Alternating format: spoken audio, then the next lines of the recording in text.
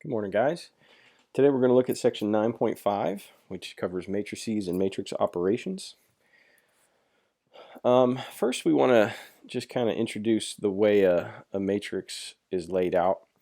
I think most of you are probably familiar with a matrix to some degree, but basically what we've got here is we have an array of numbers that are listed out in rows and columns. So here I have A's, A11, A12, etc. in place of the numbers that normally appear in a matrix, just to help us identify where each of these pieces are. So A11 is given that 1 subscript because it is in row 1, column 1. And then right beneath that we see A21 because that's in row 2, column 1, etc., etc. So we have 9 total elements in a 3x3 matrix like this. And by the way, that 3x3 naming comes from the number of rows and the number of columns in a matrix. So a 3x3 has 3 rows and 3 columns. It's important to remember that order. Okay, we always go by row first and then column. So matrix equality is kind of the first important thing we need to think about.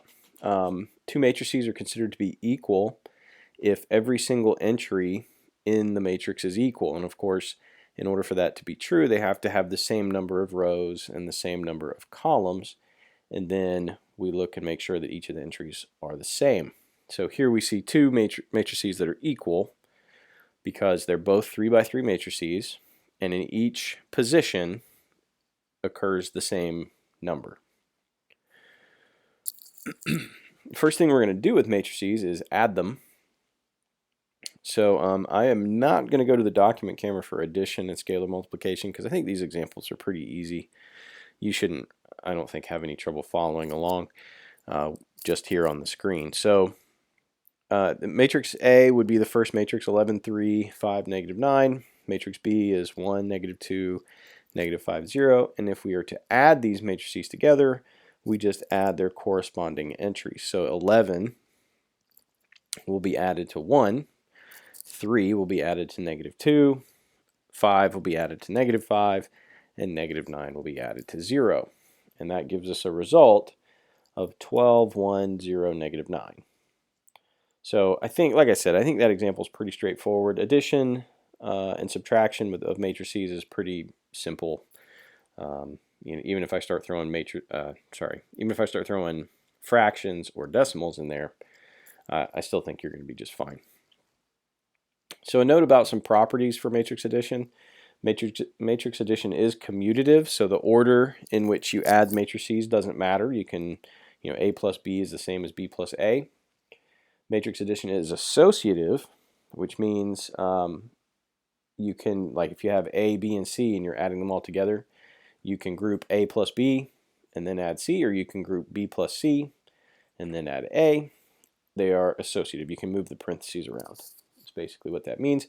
And then matrix addition has an identity. That means that there is a matrix that you can add to any matrix, and the result would just be that original matrix. So the identity matrix for addition is just a bunch of zeros.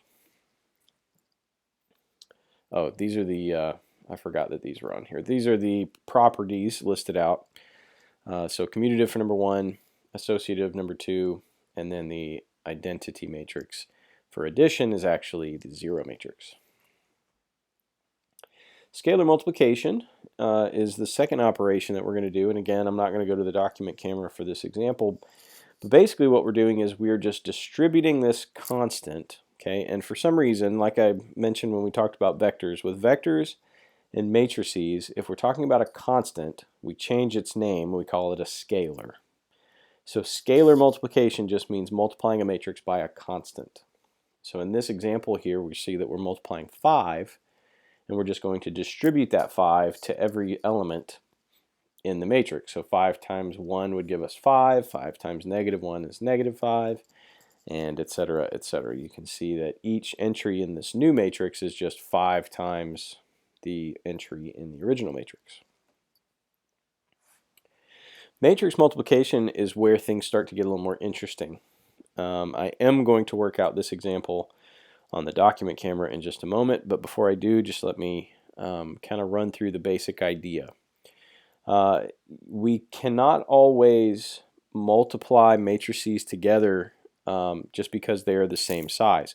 With addition, that was absolutely necessary. The matrices have to be of the same, they have to have the same number of rows and the same number of columns.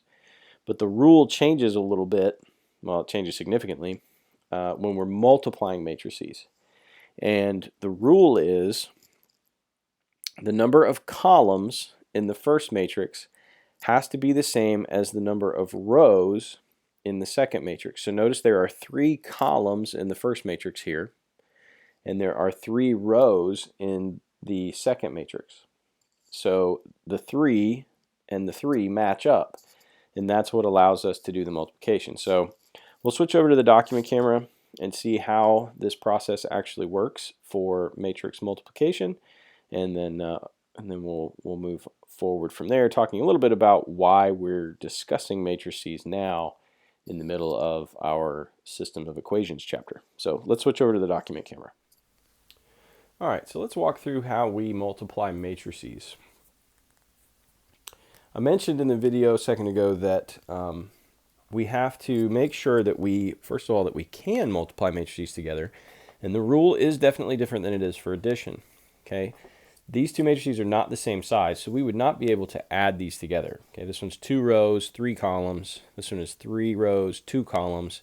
So we couldn't add them, but we see that we actually can multiply them. The rule works out like this. Okay, take the order of the first matrix, which is 2 rows, 3 columns, 2 by 3, and then take the order of the second matrix, which in this case is 3 rows, 2 columns, so 3 by 2.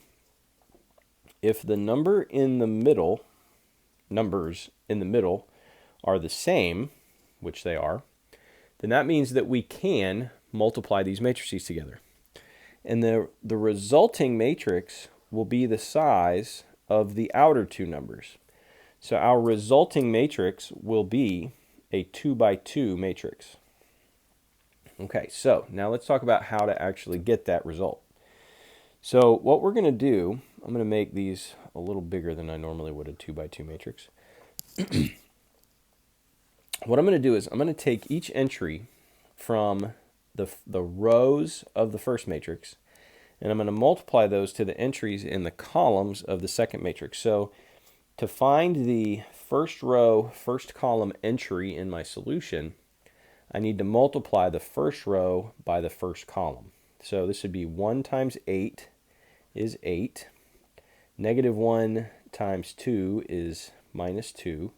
And 4 times 7 is 28. So I'll have 8 minus 2 plus 28 for that first row, first column. Okay, now we'll do the first row, second column. 1 times negative 1 is negative 1. Negative 1 times 4 is negative 4. 4 times negative 7 is negative 28. All right, so now we'll go down to the second row, first column. So 0 times 8 is 0. 6 times 2 is 12. And negative 2 times 7 is minus 14. All right, so that was second row, first column. Last one is the second row, second column. Okay, so now we'll take the 0 and multiply it by negative 1, so that's 0. 6 times 4 is 24. And negative 2 times negative 7 is 14. So we'll simplify this just by subtracting, or adding and subtracting, I should say. So 8 minus 2 is 6. 6 plus 28 is 34. Negative 1 minus 4 is negative 5. Negative 5 minus 28 would be negative 33. Here 0 plus 12 is 12. Minus 14 is negative 2. And then 24 plus 14 is 38. So there we have our 2 by 2 result of this matrix multiplication. Okay, so back from the example now, a couple of properties of matrix multiplication, and then we'll talk about why matrices right now. Matrix multiplication is not commutative. That means that you cannot necessarily, well, sometimes you can't even multiply them. Like sometimes A times B will work. That's something you could multiply, but maybe you cannot even multiply B times A. So it's they're not commutative. Even when you can multiply them together, you don't always get the same answer. In fact, you usually don't get the same answer. So not commutative. However, it is associative. So just like with addition, we can change the grouping here. We can multiply B times C first, or we can multiply A times B first. But notice the order of these matrices is staying the same. Okay, it's still A and then B and then C because of the commutativity issue. We can't change the order of the matrices. Matrix multiplication is distributive, so if you have A times B plus C, then you can distribute the A, get AB plus AC. And then lastly, matrix multiplication has an identity. Now, we're going to talk more about this identity in a later section, so I'm not going to go too in depth on the identity matrix right now. But there is a matrix that you can multiply some A by, and it will give you A as the answer. So it's just like multiplying by 1 in normal multiplication. We have an identity matrix that does the same thing. All right, so that is the end of this section. So while you guys are looking at the homework slide, let me just mention the reason that we are discussing matrices now in the middle of our system of equations chapter is because there's actually no less than 3 different ways that you can solve systems of equations using matrices. So they're very handy. Pretty much anytime I have to solve a system of linear equations, unless it's for like a homework assignment where I'm not allowed to use a calculator, I will always use a matrix because it's very quick, it's very reliable. In fact, if I have a calculator handy, I can have the calculator do almost all the work for me. So maybe that's lazy, but matrices they're just very handy for solving systems of equations. So that's why it's here. And after this section, after we just kind of do a little preliminary work with addition and whatnot, then we'll jump into solving systems with matrices. So here's your homework assignment. I don't expect that you would have to do all of this. I think you could probably just pick and choose a few problems to work. Do pay attention to that 37 to 40 though. Those questions are basically, identify when you can and when you can't multiply these matrices together. So that's, I think, a worthwhile exercise. At least do 1 or 2 of those. All right. I will talk to you guys later. Good luck with this. Let me know if you have any questions.